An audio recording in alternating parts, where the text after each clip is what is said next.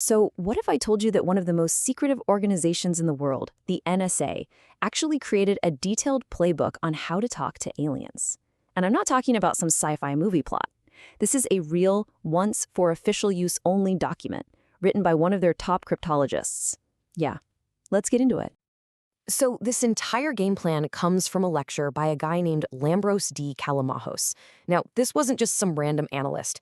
He was a world-renowned codebreaker at the NSA, so we're really looking at a serious, high-level thought experiment from the absolute heart of American intelligence on how to handle first contact. And you have to understand, this wasn't some fringe conspiracy theory. By the middle of the 20th century, the heavy hitters, organizations like the National Academy of Sciences, were basically saying that alien contact was a natural, almost inevitable part of human history. The big question wasn't if it would happen, but how we'd handle it. To try and put a number on it, Dr. Frank Drake, from the National Radio Astronomy Observatory, did the math.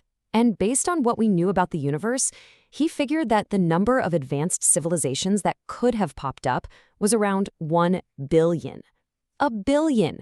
That's a lot of potential cosmic neighbors. Which, of course, leads to that huge question, the Fermi paradox. If the universe is so packed with potential life, why is it so quiet? Well, the NSA document really highlights just the mind-boggling scale of it all. I mean, the closest civilization to us is probably at least 100 light years away. A simple back-and-forth conversation, hello, hi, we hear you, would take 200 years. Okay, so this is the absolute foundational assumption for this whole strategy. We have to assume that we're the new kids on the block, the junior partners in any conversation. And the logic is actually pretty simple. If a civilization is even just 50 years behind us, they probably don't have the tech to hear us anyway. So any civilization we actually do make contact with is, almost by definition, way more advanced. But there's a much darker reason for the silence. A Russian astronomer, Iosif Shklovsky, came up with this idea we now call the Great Filter. It's the theory that advanced civilizations hit these massive crises that might just wipe them out before they can reach the stars. And when you look at this list, written decades ago, and see things like overproduction of information or crisis from creating artificial intelligent beings, wow, it sounds pretty darn familiar, doesn't it? But hey, the challenges didn't stop us from trying. Back in 1960, we had Project Ozma, our first real shot at just listening to the cosmos. By the 70s, it was a global effort, with international conferences. We even sent our own message out from the Arecibo Observatory. We knew a reply would take, 48,000 years? But you gotta start somewhere, right? So this brings us right to the core of the problem. This is where the codebreaker Callimahos really shines. I mean, forget about different languages or cultures. How do you even say hello when you don't share biology, history, or maybe even a concept of reality? So in normal spy versus spy cryptography, the whole point is to make your message impossible for the other guy to read. But for this, you have to flip that idea completely on its head. The goal isn't to be clever by hiding things. It's to be clever by making the message as crystal clear as possible. And Callimahos actually had a name for it, inverse cryptography. The genius isn't in making an unbreakable code. It's in making a message that's so fundamentally logical that any intelligent species anywhere could figure it out. You're basically designing a puzzle that's meant to be solved. So the whole method is this really elegant 3-step process. First, you've got to get their attention. You do that using something universal, like math, prime numbers, or basic physics, like the broadcast frequency of hydrogen. Then, once they're listening, you use those simple signals to teach them a basic language.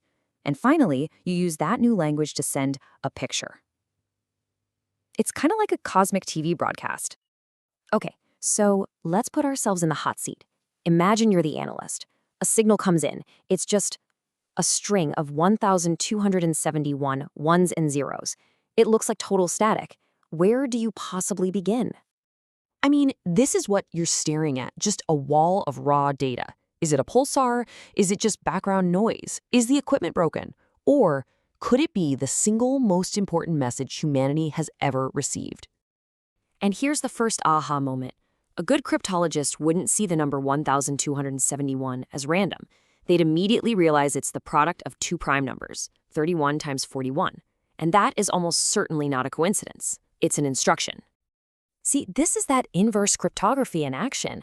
The sender has basically handed us the key right up front. They're screaming at us, hey, put these bits in a rectangle. That's where the real message is. And when you finally do it, wow, all that randomness just disappears. What looked like total noise suddenly snaps into focus. The ones and zeros become a picture. This is it. This is that moment of discovery, the cosmic hello. And it's just incredible what you can figure out from this one image. You can see they're two-legged. They look kind of like mammals. You can see their star and their 8 planets, and there's a little figure pointing to the 4th one. That must be home. You can even start to guess at their numbering system, their biology, maybe even how tall they are. But it keeps going. The message shows the atoms for hydrogen, carbon, and oxygen, so their biology is probably similar to ours. It shows their 3rd planet is a water world. And then there's a picture of a fish. Now, the author of this document had a wild theory about this. A picture of a fish could be a sign that they've been to Earth, which would mean they have interstellar travel. So, okay, we did it. We've made contact. We've decoded their first message. Now comes the biggest question of all. After you say hi back, what's next? What do you ask a civilization that could be thousands, maybe millions of years ahead of us? I mean, the potential payoff is it's beyond imagination. This is like getting humanity's ultimate cheat codes. We could ask for solutions to math problems we've been stuck on for centuries. We could ask for deeper truths about the universe, about physics.